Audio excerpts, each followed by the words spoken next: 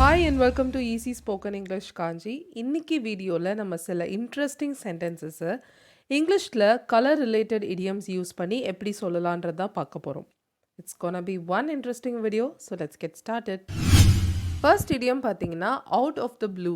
Out of the blue அப்படின்னா திடீர்னு அன்எக்ஸ்பெக்டடாக நடக்கிற விஷயங்களுக்கு தான் நம்ம out of the blue idiom use பண்ணலாம்.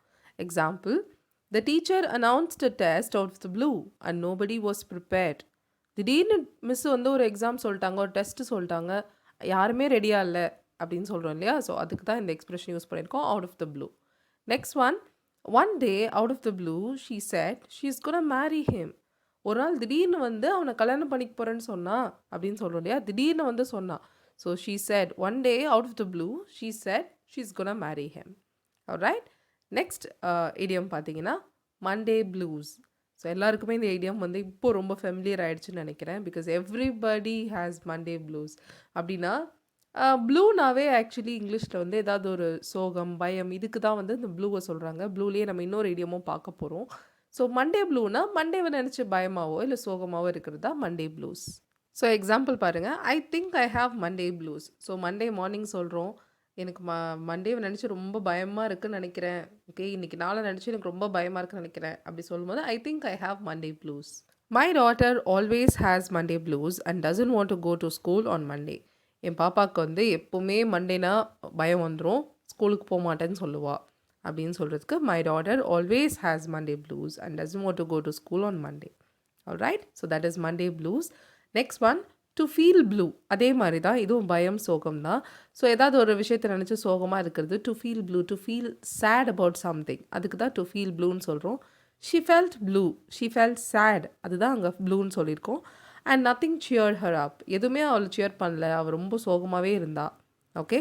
He made sure I never feel blue. நான் எப்போவுமே சோகமாக இருக்கக்கூடாதுன்னு அவன் என்னை பார்த்துக்கிட்டான். ஹி மேட் ஷியர், அவன் உறுதியாக இருந்தான். ஸோ எப்போவுமே சோகமாக ஃபீல் பண்ணக்கூடாதுன்னு அவன் என்னை பார்த்துக்கிட்டான்ற மாதிரி சொல்கிறோம். ஆக்சுவலி இதே மாதிரி ஒரு லைன் வந்து ஒரு தமிழ் சாங்கில் வரும், 3 மூவியில் வரும். Make sure you never feel blue அப்படின்னு வரும். Okay, so if you know you know. Okay. Next black and white.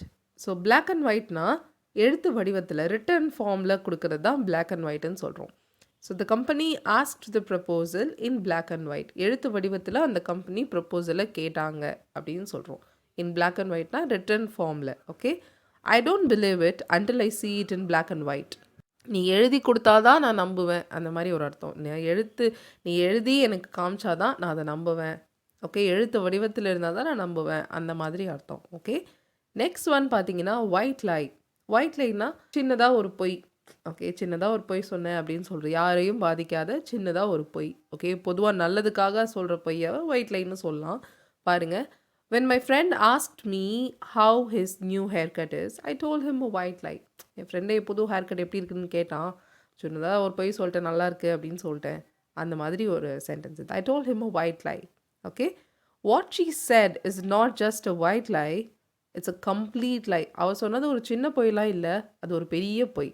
Okay, white லைனா யாரையும் ஹார்ம் பண்ணாத ஒரு சின்ன பொய். ஆனால் அவள் சொன்னது அப்படி கிடையாது, இட்ஸ் அ கம்ப்ளீட் லை, அது ஒரு சுத்த பொய் அப்படின்னு சொல்கிறோம்.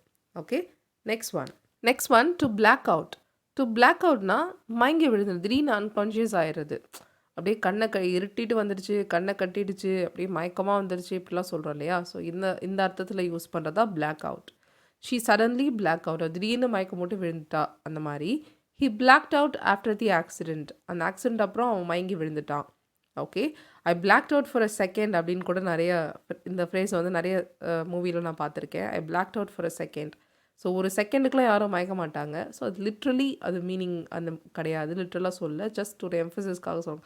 ஒரு செகண்ட் அப்படியே எனக்கு கண்ணை கட்டிடுச்சு அப்படின்னு நம்ம சொல்கிறோம். கரெக்டாக ஒரு செகண்ட் அப்படியே நம்மளுக்கு அப்படி ஒரு மாதிரி ஆகிடுறது ஷாக்கில். ஸோ அதுக்கு தான் அதை சொல்கிறாங்க, I blacked out for a second, அந்த மாதிரி. Okay. Next the red carpet treatment. So இது நமக்கு நல்லாவே தெரியும், ராஜ உபசரிப்பு, ராஜ மரியாதை.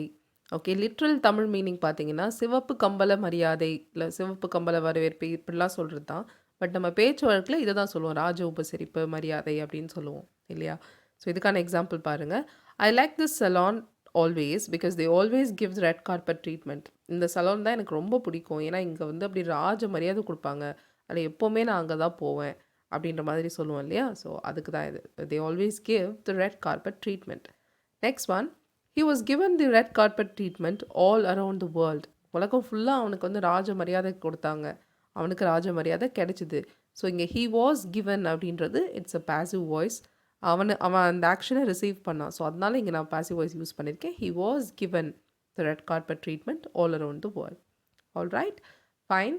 ஸோ இந்த வீடியோவில் நம்ம சில கலர் இடியம்ஸ் வந்து பார்த்தோம். இதை தவிர இன்னும் நிறைய கலர் இடியம்ஸ் இருக்குது. But I thought these are very common ones and can be used in our daily life, daily routines. So அதனால தான் இது செலக்டடாக நான் இந்த 7 மட்டும் கொடுத்துருக்கேன். இங்கே நான் ஒரு 3 கொடுத்துருக்கேன். So totally 10 idioms, colour idioms வந்து நம்ம இந்த வீடியோவில் பார்த்துருக்கோம். ஸோ இந்த 3 யூஸ் பண்ணி நீங்கள் சென்டென்சஸ் ட்ரை பண்ணி எனக்கு கீழே காமெண்ட் பண்ணுங்கள். கண்டிப்பாக நான் கரெக்ஷன் பண்ணி ரிப்ளை கொடுக்குறேன். ஸோ இதை ஃபஸ்ட்டு ரீட் பண்ணி இதுக்கு என்ன அர்த்தன்றதை பார்க்கலாம். Once in a blue Moon. So நல்லாவே தெரிஞ்சது. ஸோ அதனால தான் நீங்கள் ட்ரை பண்ணுறதுக்காக நான் கொடுத்துருக்கேன். ரொம்ப ரேராக நடக்கிறது. ஸோ அதுக்கு தான் once in a blue Moon. He comes once in a blue Moon. Okay, நான் ஒரு எக்ஸாம்பிள் கொடுத்துருக்கேன். இதே மாதிரி நீங்கள் ஒன்று ட்ரை பண்ணுங்கள். Next, show someone's true colours. True colours அது மட்டும் கூட எடுத்துக்கலாம். ஸோ அப்படின்னா ஒருத்தவங்களோட உண்மையான கேரக்டர், உண்மையான முகத்தை, இன்னும் அவனோட உண்மையான முகத்தை பார்க்கல அப்படின்னு சொல்லுவோம். ஸோ உண்மையான முகம்னும் போது we don't literally mean the face இல்லையா? ஸோ அப்போது அவங்களோட குணத்தை தான் நம்ம மீன் பண்ணுறோம். ஸோ அதுதான் ஒருத்தவங்களோட உண்மையான கேரக்டர் வெளிக்காட்டுறது. Okay, so he will show his true colour once you confident him. நீ அவனை போய் எதிர்த்து கேட்டேன்னா அவனோட உண்மையான முகத்தை அவன் காட்டுவான் அப்படின்ற மாதிரி நான் சொல்லியிருக்கேன் எக்ஸாம்பிள். இதே மாதிரி நீங்கள் ஒன்று ட்ரை பண்ணுங்கள். Last one, with flying colours successfully அப்படின்றதான் இதோட அர்த்தம். Okay, so you will finish the course with flying colours. You will finish the course successfully. அந்த சக்ஸஸ்ஃபுல்லிக்கு பதிலாக வித் ஃப்ளையிங் கலர்ஸ் யூஸ் பண்ணியிருக்கேன். ஆல்ரைட், ஸோ இந்த 3 idioms யூஸ் பண்ணி நீங்கள் சென்டென்சஸ் ட்ரை பண்ணுங்கள். கண்டிப்பாக உங்களால் பண்ண முடியும். Just give it a try. Okay, thank you so much for watching this video till then. I'll see you all in the next video. Till then, take care and bye.